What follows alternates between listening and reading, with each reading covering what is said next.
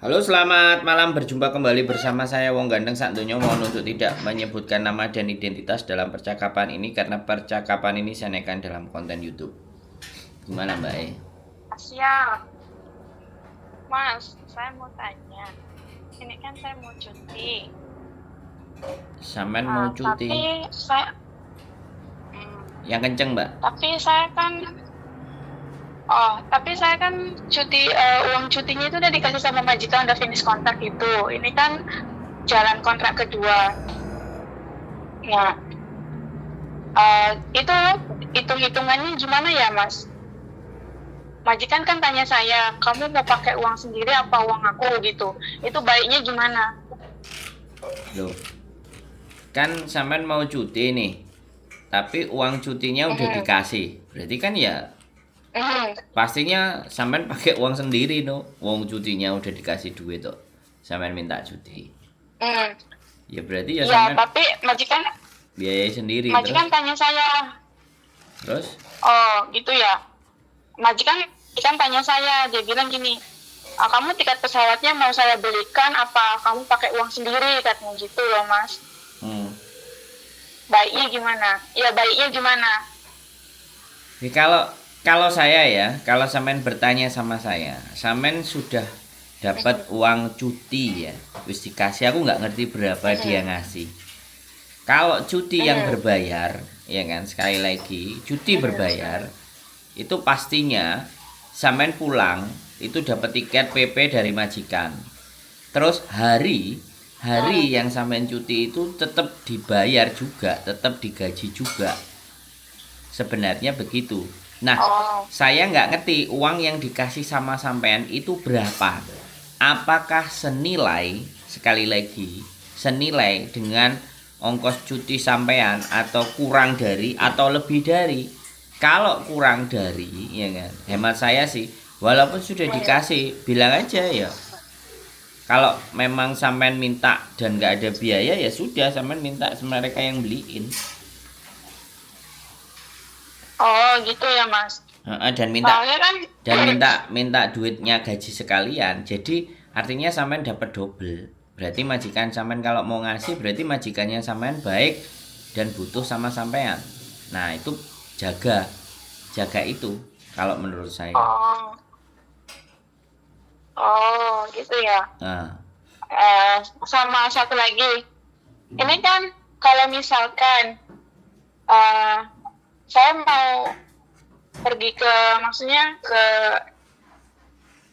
Loihang gitu ke mana ke Taiwan itu maksudnya pakai visa dari majikan apa gimana ya mas? oke, saya jawab. Sampean status di Hong Kong itu foreign domestic helper, pembantu rumah tangga Hai. asing. Otomatis sampean ke negara manapun itu sampean harus izin visanya dengan majikan.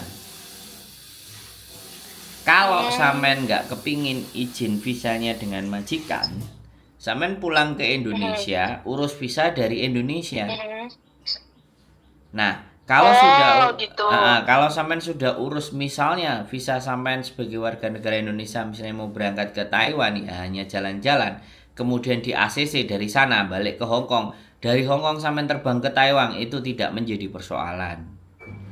Tapi kalau terbangnya sampean langsung dari Hong Kong ke Taiwan itu jelas mustahil bin mustahil karena sampean nggak ada visa.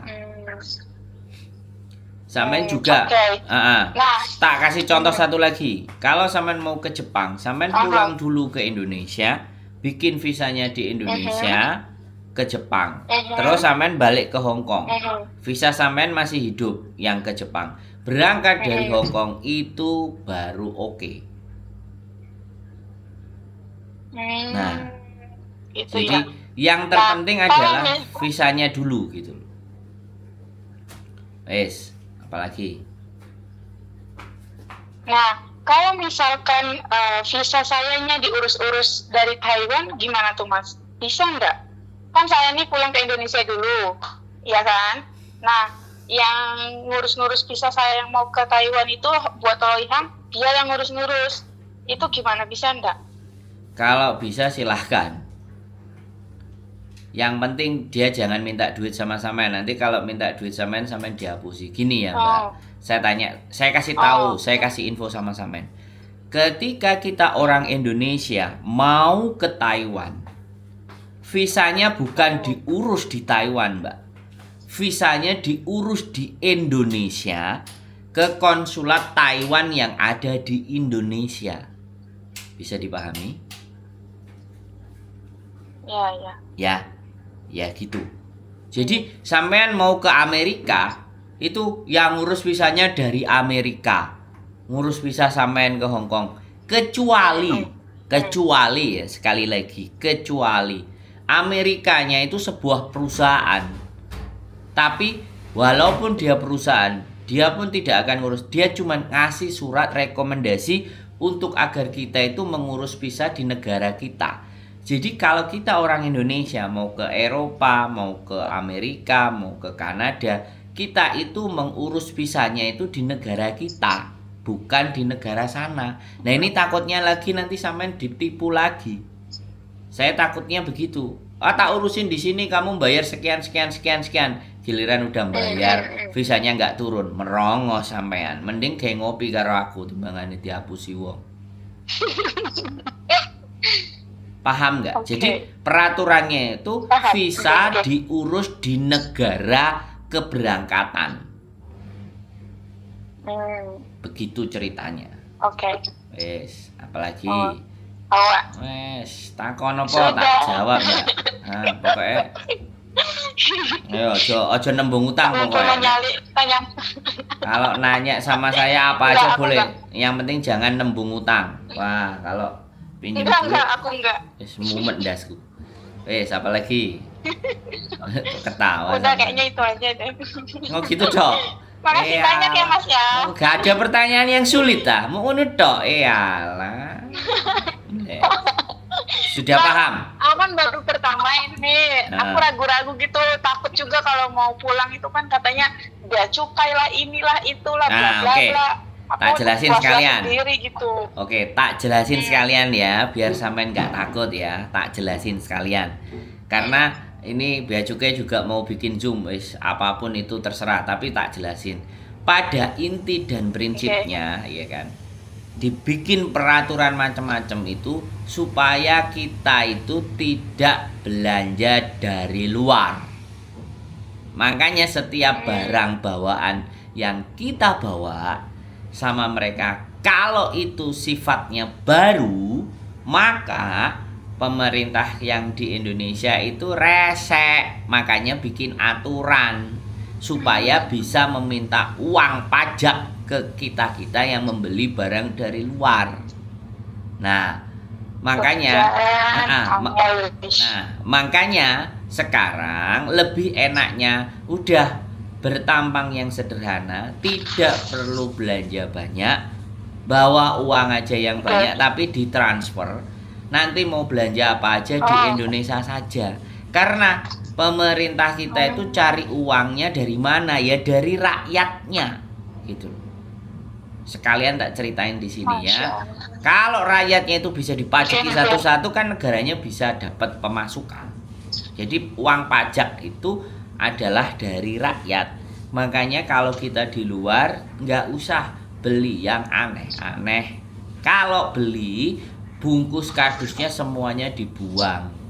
Anggap aja itu sudah dipakai, gitu loh. Jadi sudah kepakai 2-3 tahun yang lalu, gitu loh. Makanya kalau saya terakhir kemarin ya, ini jangan dicontoh kalau tidak berani.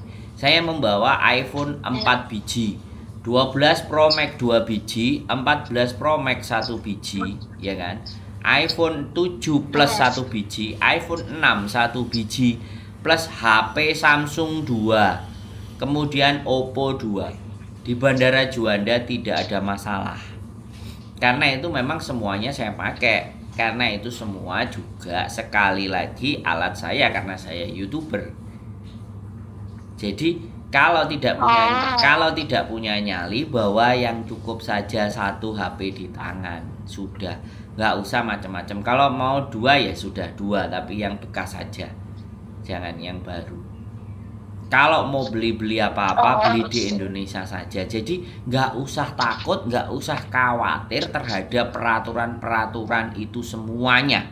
Semuanya kembali ke diri kita. Kalau uangnya kita nggak aneh-aneh dan nggak enek sing digowo, apane sing ngarepe dijaluk, Mbak?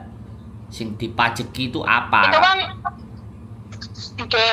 Itu kan saya kan beli baju anak-anak saya, Thomas. Sampai tak buka ini plastiknya, aku nggak mau kirim juga lewat paket, soalnya kan banyak mbak-mbak yang paketnya gimana sih, ya curhatan gitu kan, aku sering dengar gitu, pada nyeleneh gitu juga, ekspedisinya kan pada nyeleneh gitu. Jadi, nah terus kemarin ada peraturan seperti itu, waduh ini gimana ini, jadi tak bukain plastiknya, tak bukain bandrolnya, tak cuma yang aku udah beli itu cuma ada 10 biji, udah tak bawa seadanya gitu aja. Iya. Nggak apa-apa, sampean dicoba aja. Nanti kalau memang itu ternyata dia ngeret-eret modal adil dan kena, ya sudah loh, dibayar. Terus gimana lagi? Ya kan? Makanya sekali lagi, makanya saya sampaikan juga di konten ini semuanya kepada teman-teman semuanya. Sekarang Indonesia itu sekali lagi butuh duit, gitu. Ya kan? Butuh uang. Negara kita itu butuh uang banyak. Makanya kelihatan miskinnya. Nah, wis aku nggak ngomong loh ya, yang ngomong sampean. Kalau di Indonesia banyak uangnya kan nggak mungkin sampean ke sini, bener nggak? Kalau di Indonesia makmur, di Indonesia pekerjaan itu bisa dengan segampang dan semudah seperti di Hongkong, kan nggak mungkin teman-teman semuanya pada ke Hongkong. Jadi nggak perlu diperlibutkan tentang aturan, tentang segala sesuatu yang mau dibikin oleh pemerintah di negara kita. Kita cukup menyadari diri sendiri dan tahu, ya kan? Karena kalau sekali lagi saya ngomong, kalau kita itu sudah makmur di Indonesia, mana ada PRT rumah tangga berangkat ke Hongkong. Udah, konsepnya udah sederhana gitu aja. Nggak usah takut apapun. Nggak usah ada yang perlu ditakutkan. Mengen beli ya beli. Kalau kena resiko mereka ngodal adil dan semuanya, itu ambil aja jadi bagian dari resiko. Kalau nggak mau diodal adil, ya udah pulang lembean tangan aja. Beli jajannya di Indonesia aja.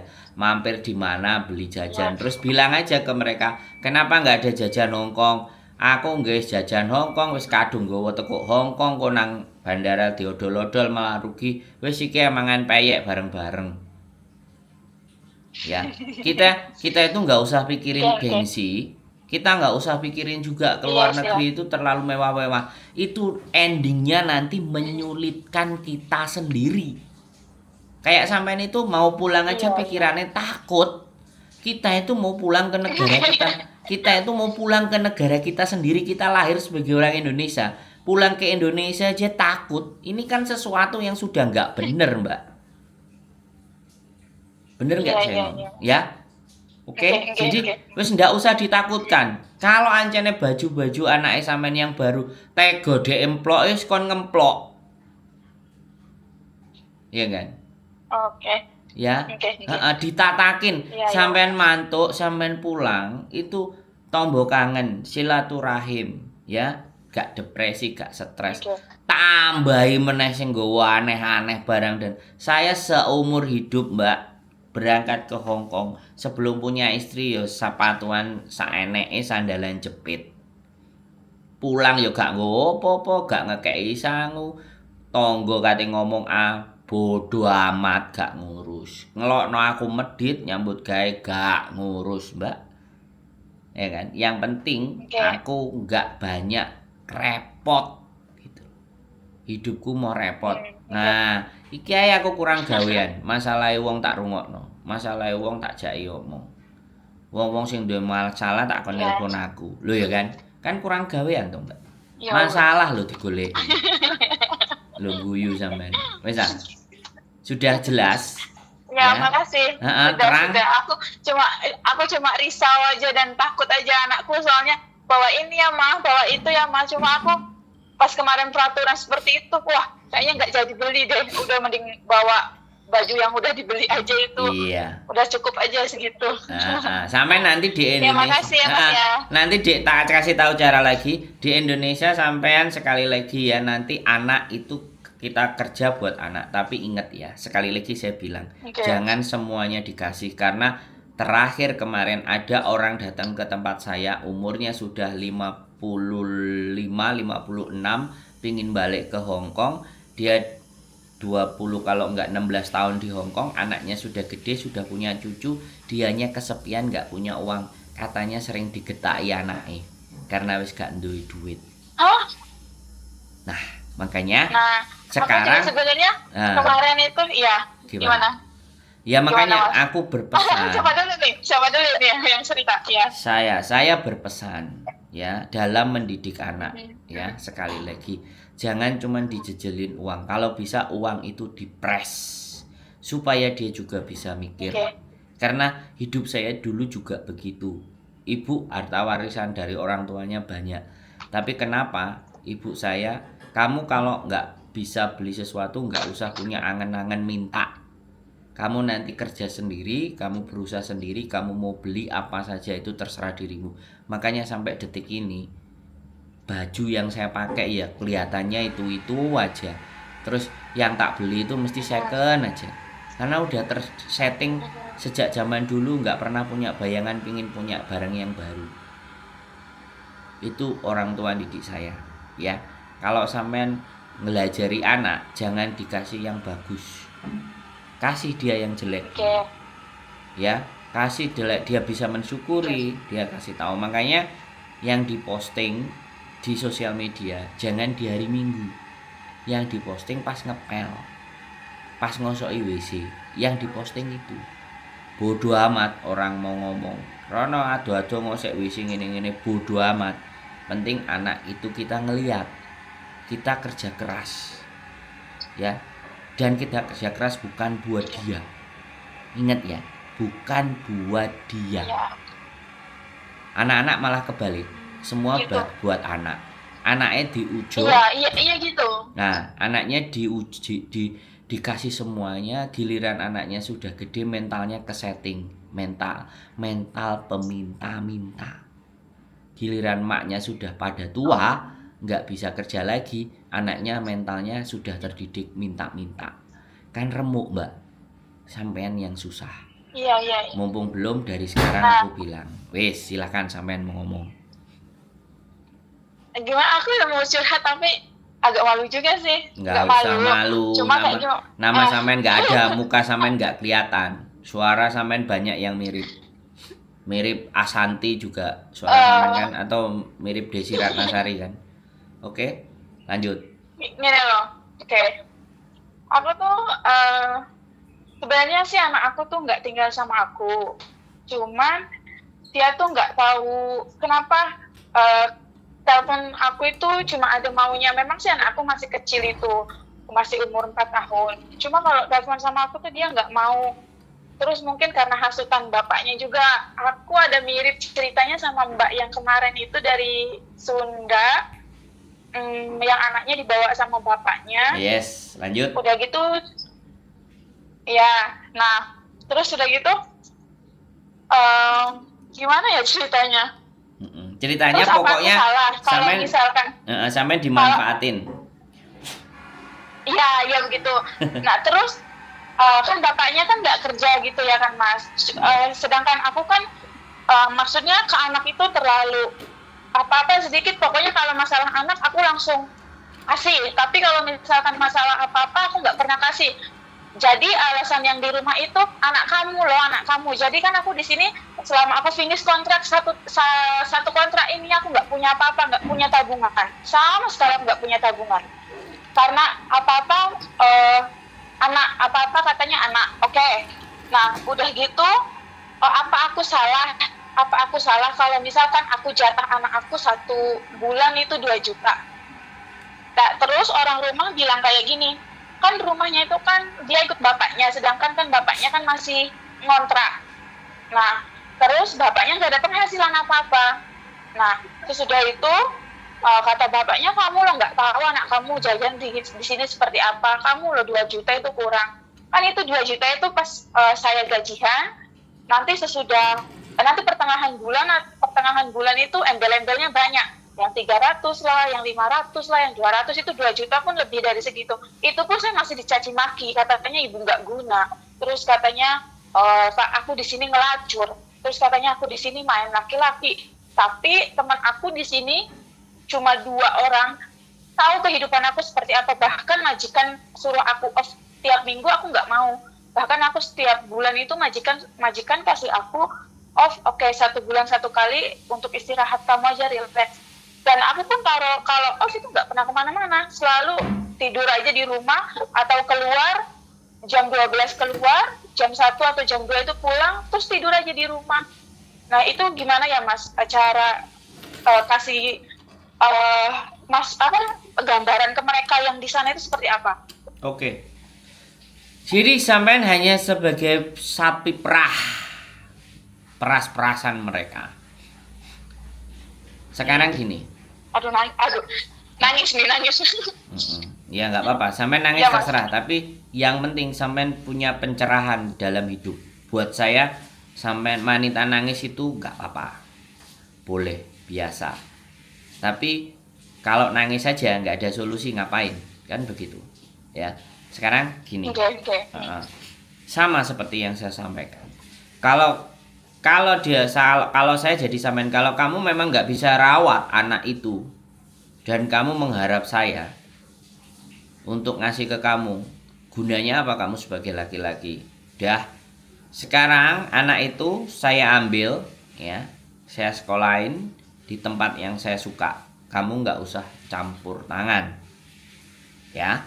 Tapi kalau kamu mau bawa anak itu, kamu laki-laki, ya, kamu yang bikin juga.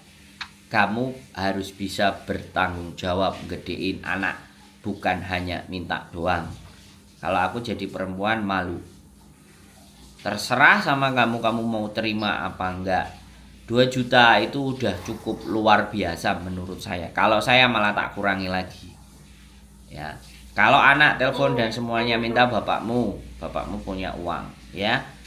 Karena kamu sekarang masih kecil, kamu minta sama bapak kamu. Kalau kamu nanti sudah gede, kamu bisa berpikir bapak kamu tidak layak menjadi bapak, maka kamu boleh balik ke ibu. Tunggu kamu sudah gede. Jadi terkadang kita berbicara ke anak kecil, menganggap anak kecil nggak ngerti, salah. Justru anggap, walaupun anak kecil, anggap seperti orang dewasa, sehingga dia bisa memahami dan mengerti bahasa kita. Itu kalau saya.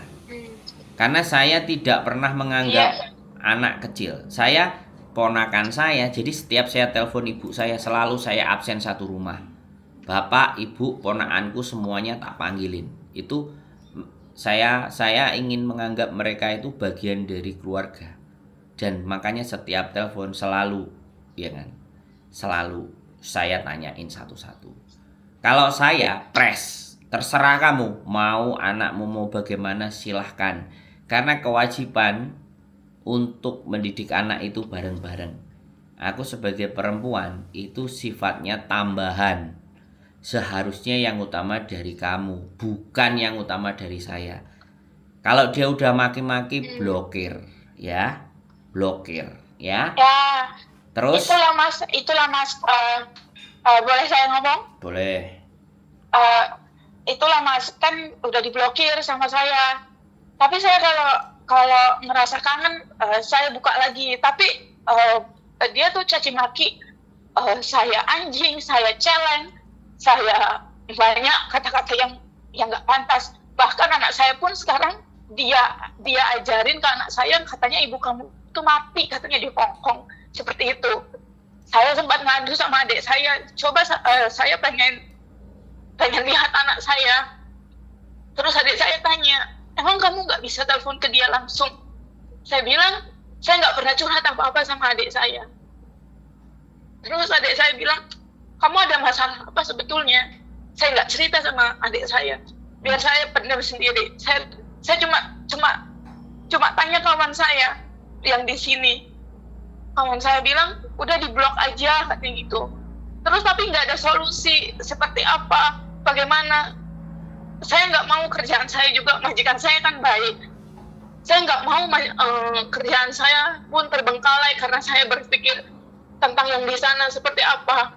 Bahkan saya merasa gagal menjadi ibu karena setiap saya kirim 2 juta di sana bilang kurang, nggak becus ngasih nafkah buat anak. Jadi seakan-akan saya tanya kawan saya, kamu berapa kasih anak kamu? Saya lo 1,5 juta, katanya gitu. Terus saya tanya satu laginya, kawan saya, kamu berapa kasih anak kamu? Saya 5 juta buat 2 anak. Tapi itu katanya pertengahan bulan pasti minta lagi. Aduh, 5 juta kayaknya kebanyakan. Soalnya yang saya nggak habis pikir itu loh mas. Kan tadinya dia tuh sering minta modal, saya modalin. Udah gitu, tapi nggak berjalan. Minta modal lagi 10 juta, saya modalin lagi. Udah gitu nggak berjalan.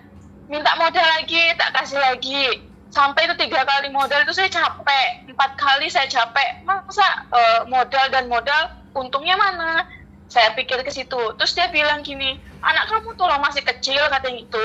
Harus dijagain. Kalau orang yang jaga kan kamu tahu sendiri anak kamu, katanya. Apa sih? Perkembangannya katanya makin kurus gitu. Memang saya lihat perkembangannya, kalau nggak sama bapaknya dia badannya habis gitu, mungkin nggak tahu kenapa. Nah terus sudah gitu, usaha terakhir itu dia minta modal sama saya. Nah terus sampai hari ini dia masih minta sama saya juga untuk makan anak. Tapi pas sewaktu saya tanyakan, untung dari usaha kamu ini yang terakhir mana? Dia bilang usaha seperti ini untungnya nggak besar, kan itu. Lah kenapa modalnya besar, untungnya nggak besar kamu jalanin? Saya bilang gitu kan. Terus kenapa kamu sekarang didik anak kamu, bilang sama anak kamu ibu kamu mati? Aku bilang gitu. Dia diam aja, nggak bisa jawab apa-apa. Terus tuh gimana mas? Saya kasih tahu mbak. Sayanya seperti apa? Oke. Oke. Saya ngerti perasaan sampean menjadi seorang ibu, sangat mengerti. Tapi kalau kehidupan akan diteruskan kayak gini, selain pikiran sampean mumet, stres, depresi, sampean di masa depan juga nggak akan bisa membangun. Sudah, sekarang cukup nggak cukup ya, 1 juta, terserah kamu sebagai bapak. Sisanya sampean simpen. Terus setiap hari, setiap mau istirahat atau apa, bawa dalam doa. Ya, sekarang kalau kita sudah tidak bisa dengan akal sehat dan dengan teknik dan cara apapun, kita masih meyakini Tuhan. Satu yang ingin saya sampaikan ke dalam diri sampean itu ibu. Kalau sampean berbicara dalam hati sampean, sehat-sehat ya Le, ibu di sini berjuang buat kamu, buat masa depan kamu. Hari ini nggak apa-apa kamu ikut bapak kamu, tapi suatu saat nanti kamu pasti akan cari ibu. Dalam hati dikuatkan seperti itu. Bisa nggak bisa, mau nggak mau, sampean harus belajar menjadi orang yang tega. Bagaimanapun ceritanya, dia akan bercerita jelek apapun terhadap diri sampean. Suatu ketika dia sudah besar, dia akan cari sampean. Ingat itu ya. Tidak ada anak yang tidak mencari ibunya. Mau diceritakan ibunya gembel, mau diceritakan ibunya lonte, mohon maaf ya, sekali lagi tidak ingin mendiskreditkan apapun, tapi anak tetap akan, ketika ibunya berbicara dalam hati, dia pasti akan terasa. Dan sampean jangan kalah dengan keadaan. Sampean yang harus mengendalikan keadaan, bukan sampean dikendalikan keadaan. Dan itu bisa pelan-pelan. Kenapa tidak bisa? Karena sampean bergaulnya sama orang-orang yang memang begitu. Sampean harus bergaul dengan orang-orang yang kuat. Sampean harus bergaul dengan orang-orang yang dimana bisa memberikan kedamaian, memberikan masukan. Ya, sekali lagi, sampean bertemannya harus milih orang yang nggak punya hati kayak saya untuk urusan seperti ini. Gitu loh mbak. Ya, karena sampai berapapun kontrak sampean, kalau keadaannya kan seperti ini, sudah yang ada cuma capek. Sampean nggak bisa menata masa depan sampean sendiri, ya kan? Hanya ngasih buat anak-anak dan itu pun tidak 100% ke anak. Jadi sampean itu jadi bahan sapi perah buat mereka. Ya. Jadi sekarang gunakan akal logika. Bawa selalu dalam doa. Ya. Bagaimanapun sampean juga tidak bisa menampilkan bahwa itu adalah ayahnya. Ya. Dan jangan selalu berpikir bahwa saya sampean gagal menjadi seorang ibu. Tidak. Si istrinya Dani Ahmad, Maya, dari umur berapa dia nggak boleh deket lagi sama anaknya? Kurang cerita model apa lagi, ya kan? Ya kan? Tapi di ending mereka pada saat mereka besar, mereka pasti ingin kembali ke mamanya. Bisa dipahami. Dan akhirnya satu yang tinggal sama mamanya. Dan katanya sih rumor dari berita dicoret dari warisan dari keluarganya karena nggak mau tinggal sama ayahnya, maunya tinggal sama mamanya. Nggak peduli dia. Bisa dipahami nggak? Jadi nggak usah khawatir. Laki-laki yang nggak berguna itu dibuang, Mbak. Tidak perlu dikasihani. Saya capek loh Mas, banyak ditipu sama dia. Ya wis, makanya saya percaya. Makanya telepon ke saya, ya. Cari orang-orang yang bisa menguatkan. Ya, sampean harus berteman dengan orang-orang yang kuat. Jangan berteman dengan yang biasa-biasa. Nggak akan selesai kalau kita berteman dengan yang biasa-biasa. Kita harus berteman sama orang-orang yang super strong. Supaya sampean tertular kekuatannya. Dan jangan takut diintimidasi, ditakut-takuti, terserah kamu. Bawa selalu dalam doa sampean. Sampean ibu, sampean di sini berjuang. Ya kan? Untung aja majikan sampean baik. Selalu akan ada dua masalah. Kalau di rumah baik-baik, majikan pasti resek. Kalau majikannya baik, di rumah mesti kadang-kadang ada aja. Itu resiko jadi PMI. Ya, makanya main ke rumah, ya kan? Biar energi ini nyampe. Kalau aku cuman telepon, sampean cuman dengerin, nggak nyampe. Dengan sampean misalnya datang ke sini, ngobrol, cerita, suasana enak. Pelan-pelan, ya kan? Yang namanya pingin wangi ya harus deket sama penjual minyak wangi. Kalau kita nggak punya duit untuk beli. Pingin badannya sehat kuat, ya bergaul sama kuli-kuli bangunan supaya kita juga jadi kuat ngangkati barang-barang dan dapat duit, ya kan? Ya kan? Pingin pinter ya kumpul dengan sama-sama orang yang punya pemikiran pinter, ya. Selama ini itu aja, ya. Tidak ada hal lain di dunia ini kecuali harus menerima, mengikhlaskan apa yang terjadi dalam diri kita. Tapi apakah kita akan berhenti sampai di situ? Oh, tidak. Dia bapaknya. Jangan takut dia diginiin, digituin. Sampean ini orang terlalu baik. Makanya jangan jadi orang yang terlalu baik. Baik boleh, tapi jangan terlalu baik. Karena orang yang terlalu baik itu mudah tersakiti. Kalau saya jelas, saya bukan orang baik, ya. Saya melabel diri saya bukan orang baik, saya orang yang jelek. Terserah orang mau bicara apa, saya nggak peduli, ya.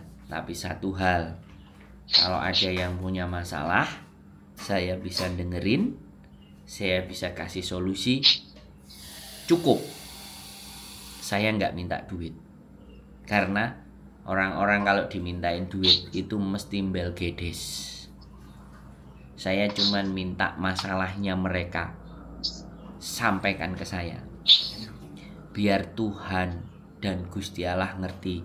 Kalau Sandro banyak nyelesain masalahnya orang, aku kasihan sama Sandro.